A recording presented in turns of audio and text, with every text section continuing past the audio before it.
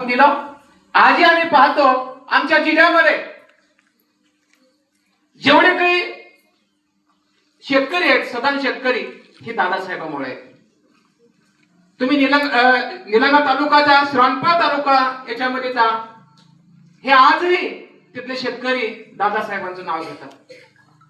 आम्हाला एक अनुभव आला, दादासाहेबांनी माझ्या जीवनामध्ये एक अनुभव आला. दादासाहेबांनी आम्हाला बोलून घेतलं त्यांच्या काळामध्ये आणि आम्हाला सांगितलं तुम्हाला 52 गावाचं म्हणजे सर्वेक्षण करायचंय. आम्ही ज्या श्रावणबाळ तालुक्यामध्ये 52 गावामध्ये गेलो, तिथले बरेच शेतकरी दादासाहेबांचं नाव घेत होते. अशी माणसं पुन्हा निर्माण होणार नाहीत. आज आम्ही पाहतो दादासाहेबांचं नाव काढल्यानंतर त्यांचे डोळे भरून यायचे. जणू काही आम्ही गेलं तर जणू काही दादासाहेबच त्या ठिकाणी, म्हणजे दादासाहेबाचे कार्यकर्ते आलेले त्यांना वाटायचं.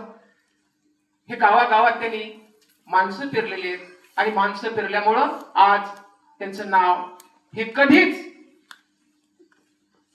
म्हणजे आम्हाला ह्या इतिहासामध्ये म्हणजे कायम राहणारच आहे, कधीच पुसलं जाणार नाही. आज आम्ही पाहतो लातूर सारख्या ठिकाणी त्यांनी लातूर जिल्ह्याची निर्मिती केली, जालना जिल्ह्याची निर्मिती केली. एवढंच नाही तर औरंगाबादला खंडपीठाची निर्मिती केली. आजही औरंगाबाद सारख्या खंडपीठामध्ये सुद्धा त्यांचा त्या खंडपीठाला दादासाहेबांचं नाव दिलं गेलं. आवर्जून सांगावंसं वाटतं. आज लातूर जिल्ह्यामध्ये जे सभागृहाला सुद्धा त्यांचं नाव दिलं गेलं जिल्हा परिषदच्या. म्हणजे किती किती नावं हे स्मरणात राहावेत तेवढं कमी आहे. आणि म्हणून आम्ही जेव्हा 52 गावाचं सर्वेक्षण केलं त्यावेळी दादासाहेबांनी आम्हाला बोलून घेतलं. काळे सरांनी मी होतो दोघं तिकडं, आणि त्यांनी आमच्या पाठीवर हात ठेवला. म्हणजे जणू काही तुम्ही एवढ्या गावाचं सर्वेक्षण केला. आजही तो स्पर्श आम्हाला आठवतो. दादासाहेब आमच्यातून निघून गेले तर आमच्या पाठीवरला स्पर्श हा कायम आहे असं मला वाटतं. आणि म्हणून या दादासाहेबांनी जी पेरणी केली माणसांची, कार्यकर्त्यांची, आज तुम्ही आम्ही इथं जे उभे आहोत, आम्ही जे उभे आहोत, हे केवळ दादासाहेबांमुळे. आमच्यासारख्या सामान्य माणसाला आज जिथं जाईल तिथं म्हणजे डोनेशन मागतात, पण इथं केवळ आम्हाला विनामूल्य हे कार्यकर्त्याचा मुलगा आहे हा, म्हणजे असं समजून त्यांनी केलेलं कार्य लक्षात घेऊन आमच्यासारख्या सामान्य माणसाला इथं विनामूल्य नोकरी दिली, हा आमच्यासाठी खूप मोठा अभिमान आहे. आज असंख्य कुटुंब त्यांच्या नावावर जगत आहेत. आता मला सांगायचं, जेव्हा आम्ही भेटायला गेल्यानंतर ते कार्यकर्ते आमच्या गळ्याला पडून रडत होते दादासाहेबांचं नाव काढल्यानंतर. बघा किती त्यांच्यामध्ये प्रेम दडला असेल हे त्यांच्या माध्यमातून आम्हाला या ठिकाणी दिसून येतं.